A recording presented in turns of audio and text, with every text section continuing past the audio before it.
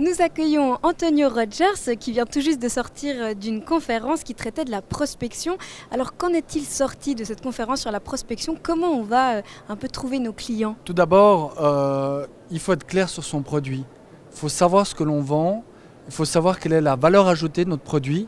Qu'est-ce qui fait qu'il est différent des autres? Parce que si c'est pour vendre la même chose, c'est difficile d'intéresser un client, surtout qu'on est jeune entrepreneur. Et connaître son produit, première chose, connaître son interlocuteur aussi. Est-ce que notre produit va vraiment l'intéresser? Est-ce qu'il rentre finalement dans ce que notre interlocuteur, notre prospect, notre client potentiel a besoin? Et de quoi a-t-il besoin? Et donc il faut bien se renseigner, il ne faut pas croire que l'on peut vendre, contrairement à ce que l'on dit, de la glace aux Esquimaux. Non, il faut vraiment finalement croire en son produit, mais croire qu'il peut être utile à certaines personnes et pas tous. Et dernièrement, on a beaucoup parlé sur comment trouver les bons interlocuteurs, surtout si vous adressez dans le domaine du B2B, donc business to business, si vous vendez au client final, au consommateur, il y a de la publicité à faire, de la com, mais quand vous vendez aux entreprises, comment les approcher, comment trouver à l'intérieur de ces entreprises le bon interlocuteur et comment le contacter et comment obtenir le rendez-vous vente. C'est un peu ça qu'on a abordé. Alors vous êtes fondateur et directeur associé de Mobilidé, donc vous ne vendez pas vraiment un produit physique. Expliquez-nous un petit peu ce que vous vendez et comment on fait pour le vendre. Mobilidé a été créé il y a 7 ou 8 ans sur l'idée que beaucoup d'entreprises d'une certaine taille, on parle là des entreprises avec plus de 100 collaborateurs, 1000 ou plusieurs milliers même, finalement généraient avec leur personnel beaucoup de déplacements, de mobilité, de transport dans la ville. Les employés se rendent au boulot, ils en reviennent, ils ont parfois des déplacements professionnels et que toute cette mobilité qui souvent est du ressort des pouvoirs publics, on parle souvent des transports publics, des trains, etc. Mais il y a une partie de cette mobilité qui concerne aussi l'entreprise vu que c'est elle qui amène tous les jours à son siège son personnel et tous les jours ce personnel on repart et ça crée ce fameux trafic pendulaire.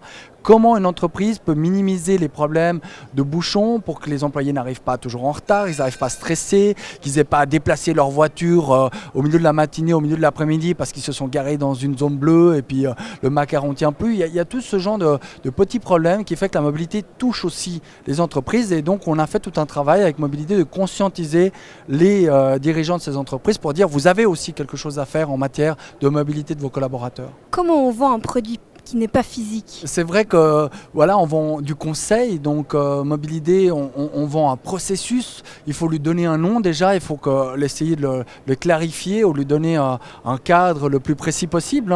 Donc nous on a appelé ça un plan de mobilité d'entreprise. Est-ce que vous avez fait votre plan de mobilité d'entreprise? Et un plan de mobilité d'entreprise, c'est plusieurs étapes, c'est une analyse de la situation, où habitent les collaborateurs, quels sont les modes de transport qu'ils utilisent pour se rendre au travail, donc ça implique tout un questionnaire. On a fait une phase participative avec des groupes tests en disant aux collaborateurs, on aimerait bien voir est-ce que le covoiturage peut marcher dans l'entreprise, est-ce que vous êtes prêts à voyager à plusieurs dans une même voiture.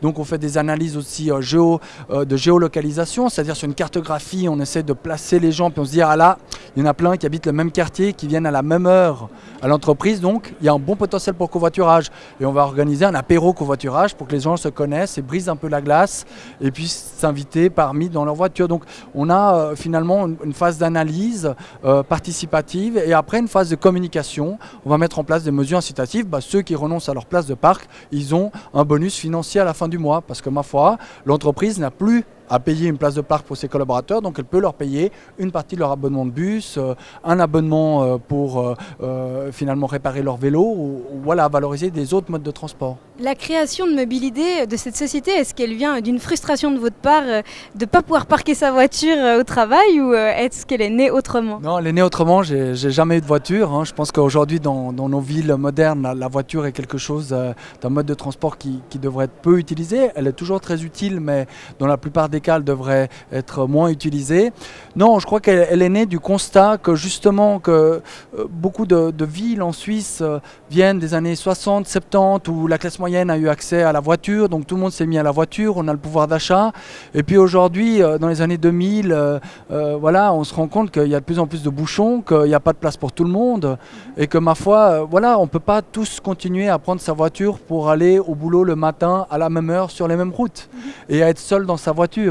Donc une voiture prend beaucoup de place, en plus évidemment de la pollution que ça fait. Donc c'est la prise de conscience qu'il y avait un changement des comportements à obtenir en matière de transport et que ce changement, on en discute beaucoup dans le domaine politique, mais il a aussi un volet dans le domaine entrepreneurial des entreprises, puisque les entreprises, à nouveau, comme les employés viennent tous les jours chez elles, elles génèrent beaucoup de mobilité. Anthony Hodgers, merci beaucoup d'avoir partagé cette expérience avec nous. Et puis, on vous souhaite tout de bon pour la suite avec Mobilidé. Merci beaucoup.